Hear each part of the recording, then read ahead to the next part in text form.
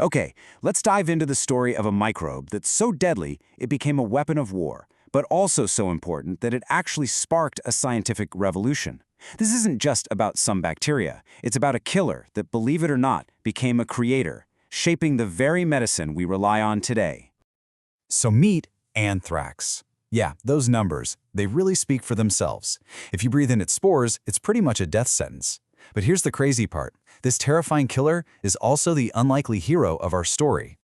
You see, anthrax has a superpower. It's called an endospore. Think of it like a biological suit of armor or time capsule that lets it survive almost anything you can throw at it. Heat, radiation, you name it. It can just lie there, dormant, for centuries, just waiting for the right moment to wake up and strike. And it's this incredible resilience, this deadly patience that made anthrax the perfect candidate for a biological weapon. Long before we even understood the science, people understood the fear it could create. Its history as a weapon is, well, it's long and it's terrifying. In World War I, Germany tried using it on livestock. Then you have the British experiments that left an entire island contaminated for decades. And of course, more recently, after 9/11, it became a tool of terror, spreading fear one white envelope at a time. But every good villain story needs a hero, right? Or, in this case, two of them. The race to figure out and defeat anthrax sparked one of the greatest scientific rivalries of all time, a real battle of wits that would change medicine forever. I want you to imagine, for a second, a time when diseases were just a total mystery, an invisible force that could wipe out an entire herd of cattle or just decimate a village. This question, proving an invisible thing caused a visible sickness, was the great puzzle of the 19th century, and the race to solve it was officially on. So in one corner, we've got Robert Koch. He's the German physician, a meticulous, super methodical detective of disease. And in the other corner, Louis Pasteur, the French chemist, a brilliant, sometimes daring innovator. And this wasn't just some polite scientific debate. It was a clash of huge personalities, of nations, and of two totally different ways of doing science. And this is the pure elegance of Koch's method. These 4 steps, which we now call Koch's postulates, gave scientists a clear, repeatable recipe for pointing the finger at the microscopic culprit behind a disease. It was a total revolution in medicine, the moment we really moved from just superstition to actual science. But while Koch was busy identifying the killer, Pasteur was creating the shield. He figured out that a weakened version of the pathogen could actually teach the body how to defend itself. And that discovery? It would lead to one of the most powerful tools in all of medicine, the vaccine. Now, this new understanding of germs didn't just stay in the laboratory. No, it soon found its way to the deadliest stage of all, the battlefield, where, as it turns out, invisible enemies can be way more dangerous than bullets.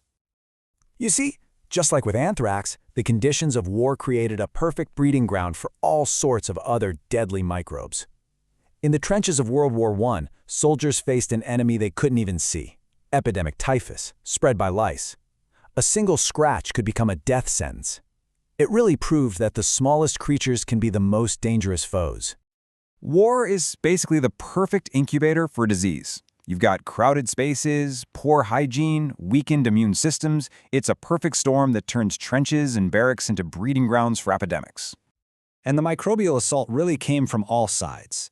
On the Western Front, it wasn't typhus, but trench fever that was crippling the armies.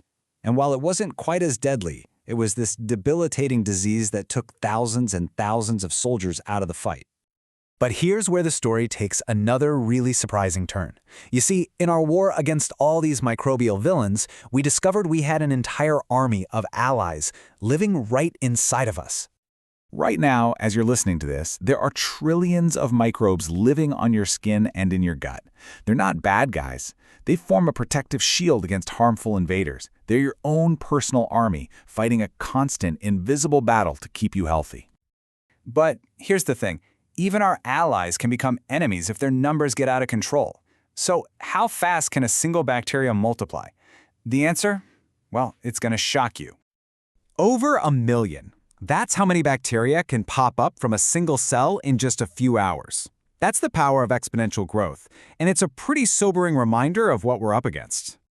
And this is why the simple things matter so much. Washing your hands, refrigerating your food, these aren't just suggestions from your mom. They're our absolute frontline defense against an invisible enemy that multiplies at a truly astonishing rate. So what's the ultimate legacy of anthrax and the huge scientific battle that it started? Well, it's a legacy that touches every single part of our lives, a revolution that all began with a single deadly microbe.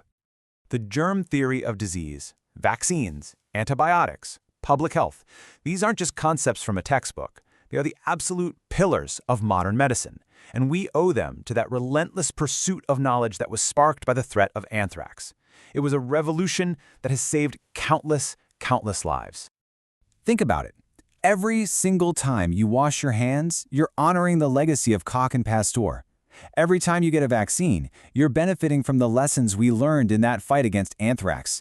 This isn't just ancient history, it's a part of your daily life. We really do stand on the shoulders of giants like Koch and Pasteur. We have the incredible tools of science on our side. But the microbial world is always evolving, always challenging us.